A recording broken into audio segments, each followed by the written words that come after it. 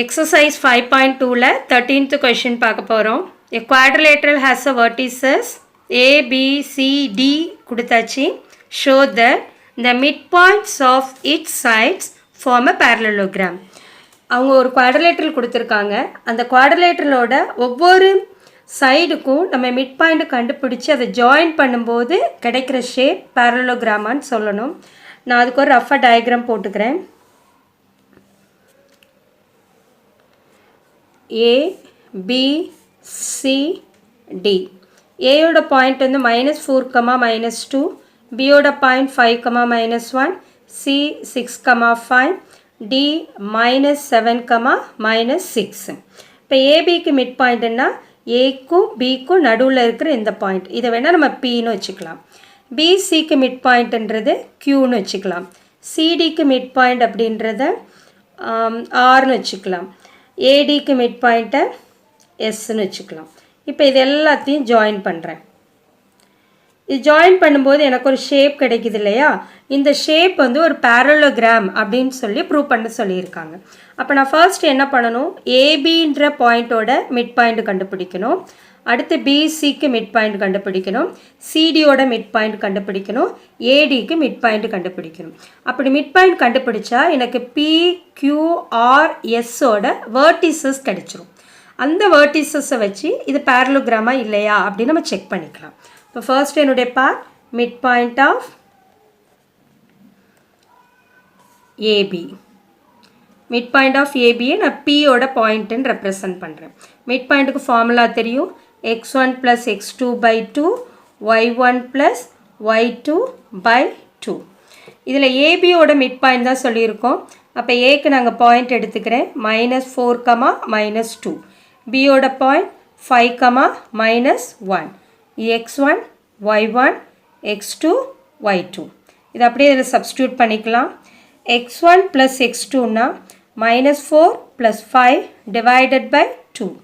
y1 + y2னா -2 -1 /2, which is equal to ரெண்டு different சைனாக வந்திருக்கு. Minus பண்ணி எழுதலாம். 5ல் 4 போச்சுன்னா 1/2. இரண்டு ஒரே சைனை அப்படியே வச்சுட்டு ஆட் பண்ணலாம். 3/2. இது மிட் பாயிண்ட் ஆஃப் ஏபி. இதை தான் நம்ம பியோட பாயிண்ட்டாக வச்சுருக்கோம். அடுத்து மிட் பாயிண்ட் ஆஃப் பிசி. இந்த பாயிண்ட்டை நம்ம என்னென்னு வச்சுக்கலான்னா க்யூன்னு எடுத்துக்க போகிறோம். அதே x1 y1 x2 y2 தான். நாங்கள் பாயிண்ட் இங்கே எழுதிக்கிறேன். பியோட பாயிண்ட்டு 5, -1. சியோட பாயிண்ட் 6, 5. இது x1 y1 x2 y2. x1 + x2னா 5 + 6 /2. y1 + y2 -1 + 5 /2, which is equal to இது ரெண்டையும் ஆட் பண்ணால் 11/2. இது ரெண்டையும் ஆட் பண்ணணுன்னா சப்ராக்ட் பண்ணணும், ஏன்னா டிஃப்ரெண்ட் சைனாக இருக்குது. 4/2ன்னு வரும். கேன்சல் பண்ணால் 2ன்னு கிடைக்கும். இதுதான் க்யூவோட பாயிண்ட்டு 11/2, 2. நெக்ஸ்ட் அடுத்து CD, mid point of CD கண்டுபிடிப்போம்.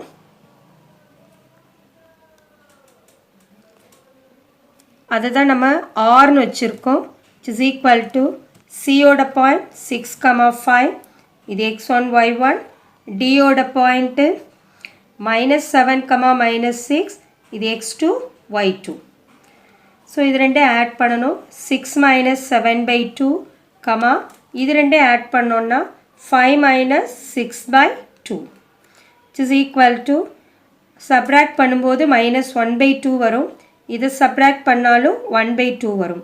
இந்த பாயிண்ட்டை நம்ம ஆர்னு வச்சுருக்கோம். இதில் பாயிண்ட் வந்து +6. நான் தப்பாக -6ன்னு போட்டேன். அப்போ இங்கே +6 வரும். ரெண்டும் ஆட் பண்ணணும். +11 வரும். therefore ஆரோட point -1/2, 11/2.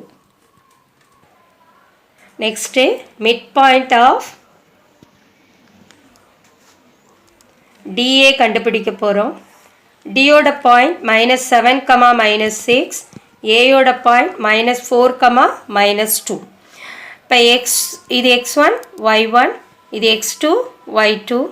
x1 plus x2 na minus 7 minus 4 divided by 2. y1 plus y2 na minus 6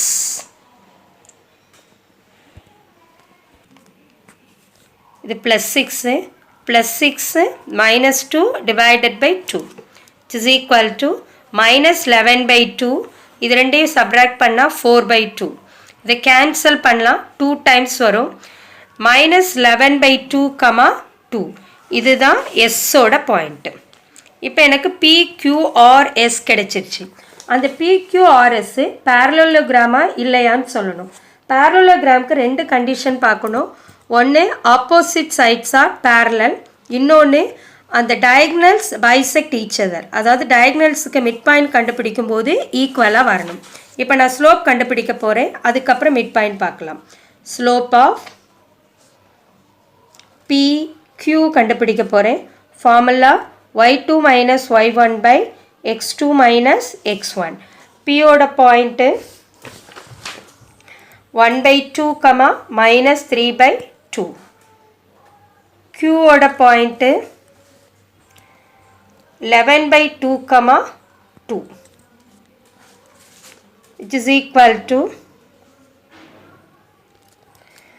இது x1 y1 வச்சுக்கலாம், இது x2 y2. ஃபார்முலா படி y2 minus y1 போடணும். 2 மைனஸ் இங்கே ஒரு மைனஸ் இருக்குது, ஃபார்முலாவில் ஒரு மைனஸ் இருக்குது, மைனஸு மைனஸு ப்ளஸ் ஆகிடும். 3 by 2 divided by x2 minus x1 11 by 2 minus 1 by 2 which is equal to இது கீழே 1 இருக்கிற மாதிரி அர்த்தம். கிராஸ் மல்டிப்ளை பண்ண போகிறோம். 2 2s are 4 plus 1 3 is 3 divided by 2 whole divided by இது ரெண்டுலே டினாமினேட்டர் சேமாக இருக்கிறதுனால அதை காமன் டினாமினேட்டரை எடுத்துட்டு இது ரெண்டையும் சப்ராக்ட் பண்ண போகிறோம். நியூமரேட்டர் ரெண்டையும், ஏன்னா நடுவில் மைனஸ் குறி இருக்குது. நடுவில் ப்ளஸ் இருந்துச்சுன்னா ஆட் பண்ணணும், மைனஸ் இருந்ததுன்னா சப்ராக்ட் பண்ணணும். 10 by 2ன்னு வருது. இப்போ இது மேலே உள்ளதை ஆட் பண்ணிங்கன்னா 7 by 2 இன்ட்டு இங்கே கீழே இருக்கிறது அப்படியே ரெசிப்ரோக்கலாக மாற்றி போட போகிறேன். ஏன்னா டினாமினேட்டரில் ஃப்ராக்ஷன் இருந்துச்சுன்னா ரெசிப்ரோக்கலாக போட்டு மல்டிப்ளை பண்ணணும். இப்போ இது 2 by 10ன்னு பண்ணிக்கிறேன். இப்போ 2 2 கேன்சல் ஆகிடும். Slope of PQ is equal to 7 by 10. Next slope of QR கண்டுபிடிப்போம். அதுக்கு அதே ஃபார்முலா தான். ஃபார்முலா ஆல்ரெடி எழுதிட்டோன்றதுனால டைரெக்டாக சப்ஸ்டியூட் பண்ண போகிறேன்.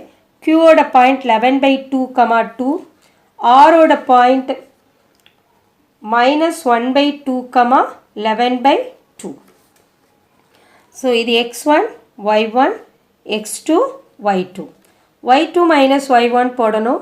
11 by 2 minus 2 divided by x2 minus x1 minus 1 by 2 minus 11 by 2 which is equal to 11 minus இதை cross பண்ணிக்கலாம். 2 2s are 4 divided by 2 whole divided by இதில் டினாமினேட்டர் சேமாக இருக்கிறனால காமன் டினாமினேட்டரை எடுத்துக்கலாம். ரெண்டுமே மைனஸில் இருக்குது, மைனஸ்ன்னு போட்டு ரெண்டே ஆட் பண்ணால் 12ன்னு வரும். ஃபஸ்ட்டு என்ன பண்ணணுன்னா நியூமரேட்டரில் இருக்கிறத அப்படியே எழுதிட்டு டினாமினேட்டரை ரெசிப்ரோக்கலாக போடணும். 11 minus 4 7 7 by 2 இன்ட்டு இதை ரெசிப்ரோக்கலாக போட்டோன்னா 2 by 12ன்னு கிடைக்கும்.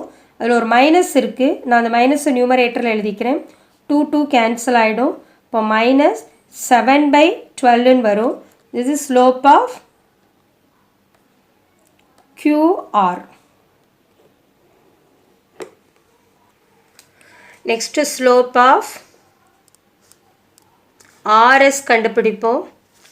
R கான பாயிண்ட் minus 1 by 2 11 by 2.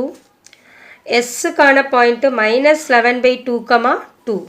இது x1 y1, இது x2 y2. y2 minus y1 2 minus 11 by 2. x2 minus x1 minus 11 by 2 minus of minus 1 by 2 போடணும். இதில் ஒரு மைனஸ் இருக்குது, பாயிண்டில் ஒரு மைனஸ் இருக்குது, அப்போ ப்ளஸ்ன்னு மாறிடும். which is equal to இது கீழே எதுவுமே இல்லைன்னா 1 இருக்கிறதா அர்த்தம். கிராஸ் மல்டிப்ளை பண்ணுங்கள்.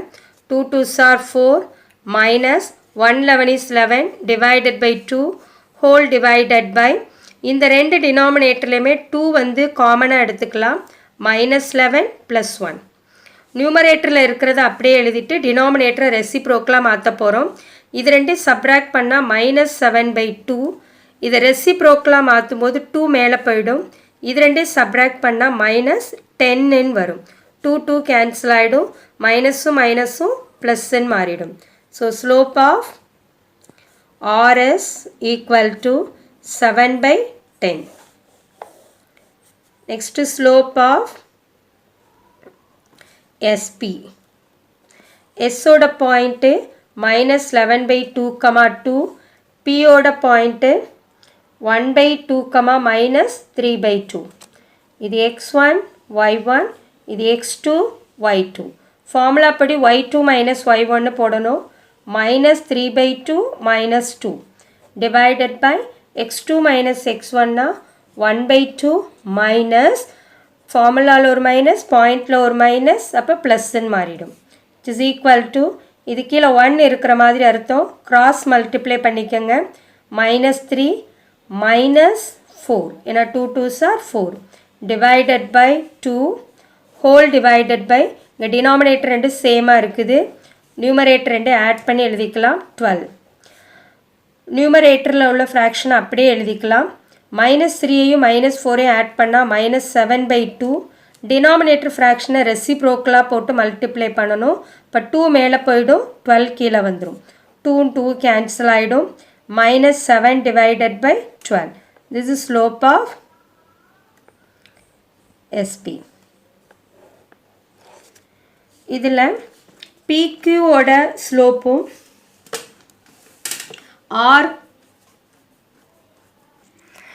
RSோட ஸ்லோப்பும் ஈக்குவல்.